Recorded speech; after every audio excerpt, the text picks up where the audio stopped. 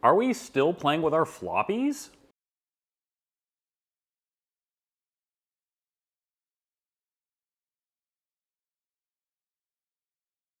Hey there, Vince here, and welcome to yet another Circuit Rewind.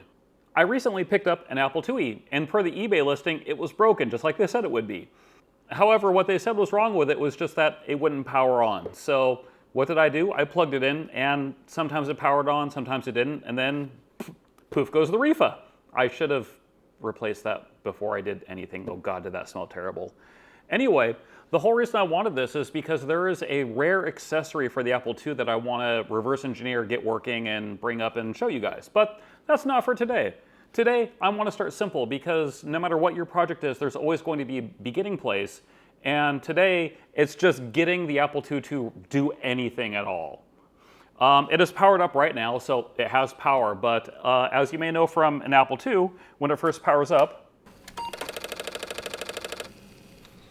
it tries to read from a floppy that, well, I don't have any floppies for it yet.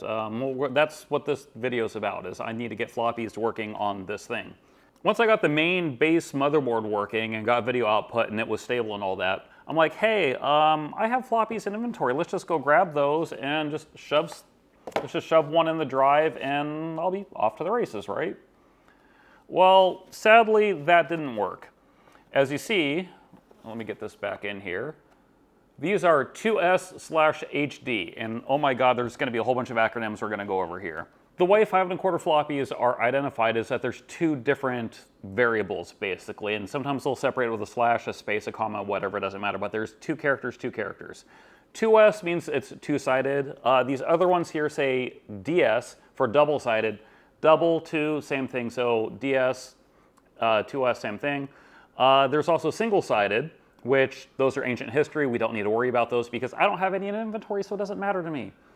And then there's the second thing, which this red one here is HD, which is high definition graphics. Or wait, no. High density, there we go. But these other ones here, which just came in the mail a couple days ago, these are DD, or double density. And just like every format ever in computer history, names are confusing. High density is bigger than double density. Double density is bigger than single density, or original, or whatever the hell they called it, right? And from the 5 seconds of research I've done, it turns out that the chemical coating on top of the floppy disk is actually different between these two. And because of that, the HD disks do not work on an Apple II. So I ran out and bought some other disks on eBay for exorbitant prices just so I can get something working in this machine. And that's what I want to show you today, is if you have an Apple II with a floppy drive, or technically even without a floppy drive, this technique will still work, just not as awesome, you can get an Apple II working. Because you see, unlike modern computers, which if you need to bootstrap the machine, you have your hard drive or SSD inside of it, and you have a USB drive that has Linux or FreeBSD or Windows or whatever. You put in the USB drive, boot off of that, install the operating system, and there you go, you have a working computer. No hard drive, no SSD, no USB. This is before all that nonsense. We don't care about permanent, persistent storage. That's weird. So the only thing we get is floppies, but if all you have is blanks, what do you do? How do you get started? So that's what I want to show you here today. It turns out you can use sound to program a floppy disk. And that's bonkers. It blew my mind. Like, I'm sure somewhere in my childhood I played with something like this, and I know this exists on other systems, but I never thought of doing this on an Apple II. So if I look here, there's a couple of cables right here. Those go into a cassette input and a cassette output. So cassette being, like old cassette tapes. And what that allowed you to do was to read in programs or data into the Apple II and then write them back out again. And it turns out that the Apple II is actually smart enough to boot off of a cassette. And that's what we're going to do today, except for instead of having a cassette, I have a laptop with a sound card. I'm going to use a desktop application to produce audio to boot this machine, and then the two of them are going to start talking to each other and communicating data back and forth.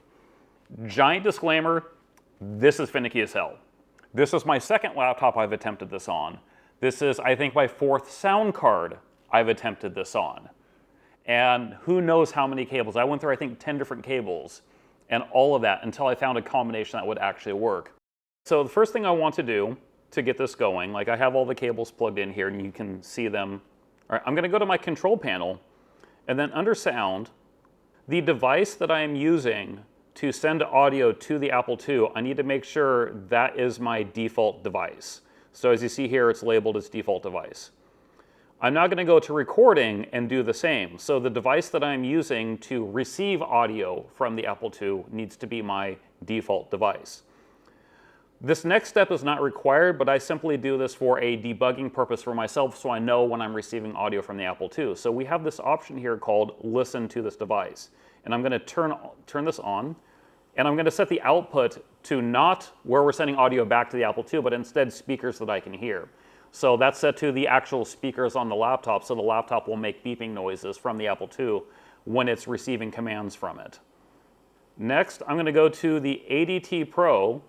This does require having Java installed, but I'm running a really old version of Java 8, a 32-bit version of it, even though I'm on 64-bit Windows 11, and that works just fine. It doesn't matter. And I'm just going to run this ADTPro.bat. And now let's get that out of the way. And we get this cute little application. Yes, it is tiny, but that's fine. When we're on the Apple, when we were back at the normal just Apple IIe booting screen, it's trying to read off the floppy disk right now. I'm going to hold down the control key, the right shift key, and then press reset. And that will bring up this prompt that we can start typing into. In ADTPro, I'm going to set it to audio as its transfer method. Under here, we now have bootstrapping. I'm going to go to ProDOS, and I want to send ProDOS itself. I don't need to worry about the ADTPro just yet. So let's go ahead and send this. It's now telling us to enter commands into this prompt that we just pulled up. Call -151. And that will actually change which prompt we're in. Now we're actually in a programming prompt that will load in data. So it's 2000.62E7R. Once we've hit enter, we press OK back in ADTPro, and we hear noise. During this time, the ProDOS software is now being transferred over to the Apple IIe. That took almost 2 minutes, I think. This is not a fast process. But now, as you can see on the screen, we have another message that tells us to type 2003G and press enter. And voila, just like that, we are now in ProDOS. In our ADTPro software, I'm going to go back to our ProDOS menu, and as you can see, we have the audio client. I'm now going to select the audio client, and once again, it tells us that we want to type in some commands. So the call -151 we don't need because we are already in that prompt, so all we need is the 800.4A6FR. We hit enter, and just like before in our ADT program, we hit OK. And we're now transferring. Okay, as we can see on the Apple II, it has now returned us back to the prompt where we can type something in. And wouldn't you know, if we look at the ADTPro software on the desktop, it says to type in 800G. Press enter, just like before. We are now running the ADTPro software. Dang, is that name hard to say. Now that we're in the software, the first thing we can do, I'm going to go over to the question mark and just run this. This is actually just a little test utility to make sure that we are sending audio in both directions, or rather, the Apple II can send audio to the laptop. So while running this, yes, we're getting annoying beeps. But also, if we look at the ADT program, this validates that it can actually hear those signals. The next thing I'm going to do is I'm going to take a floppy disk and put it into our floppy drive now. And I'm going to go to Format. When this loads up, there's a good chance it'll throw an error because the disk isn't actually formatted yet, as you can see here. What I'm going to go ahead and do is I'm just going to hit Enter on this. I don't really care about a name right now. And yes, I'm ready to format. Didn't take too long. Format another? No. Now that that's done, I can go back into the Format menu. This is cached information from before, but if we want to actually reread the disk, I can hit R to rescan. And just like that, we no longer have an I/O error. It tells us what slot and what drive we're interacting with and how many blocks are available on that particular drive. The next thing I'm going to do is called receive. So the Apple II will now receive a file from the desktop. you can actually type in the file name within the ADTPro folder on your desktop, or if you're just lazy like me, leave it blank. If you leave it blank, conveniently enough, you get a menu. So I'm just going to sit here and I'm just going to say I want the ADTPro software itself. And I'm going to put that on my freshly formatted blank disk. And I'm going to warn you, this is one of the slowest, most excruciating processes there is. From time to time, too, you can also see it write out the chunks of data to the disk. Because what it does is as it's loading it in and it's buffering it to RAM, then once it has a certain amount the RAM fills up, it will start dumping that to disk. And there we go. It says it is complete. All right, now that that's done, I'm going to reboot the Apple II and boot off of that floppy disk. I'm going to do Control, Open Apple, Reset. And just like that, we are in Apple II ProDOS into the ADTPro selection menu. I'm going to go down to Audio since that's what we're working with. And it's going to load in the binary file for that. And boy, was that a lot faster than the bootstrapping process. It only takes a few seconds to get into this menu now to do our next transfer. So I'm going to go ahead and pop that disk out. And I'm going to pop another disk in. Just like before, I'm going to go to Format. And I'm going to format this disk. Going to leave it blank because I'm going to override that name anyway once I load the image onto it. And the disk is now formatting. Do not want to format another. So now let's go back to our Receive menu. I'm not going to put in a file name. I'm going to bring up the menu. So you may notice here, I have a few other options here that don't actually come with ADTPro. I'm going to go down to our number munchers. That's a cool little game. But how did I get that there? Let's go back to our desktop real quick. In our ADTPro folder, there is a disk subfolder, which is pre-populated with the disk that I already made, but I also put in a couple other DSK files that I pulled off of the internet, one of which is going to be our number munchers disk. So let's go back to our Apple II, and I'm now going to press Enter. I'm going to select the disk once again, and then wait an excruciatingly long time. And just like that, press the key to continue. That took, oh God, that was a lot of minutes. Anyway, let's do Control, Open Apple, Reset. And let's read off that disk. Just like that, we got some number munchers. Heck yeah. The only thing is I hate the arrow keys, the location of the arrow keys on the Apple.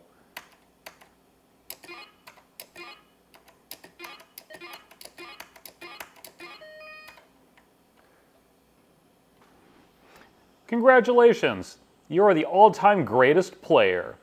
Now take your rightful place in the Muncher Hall of Fame.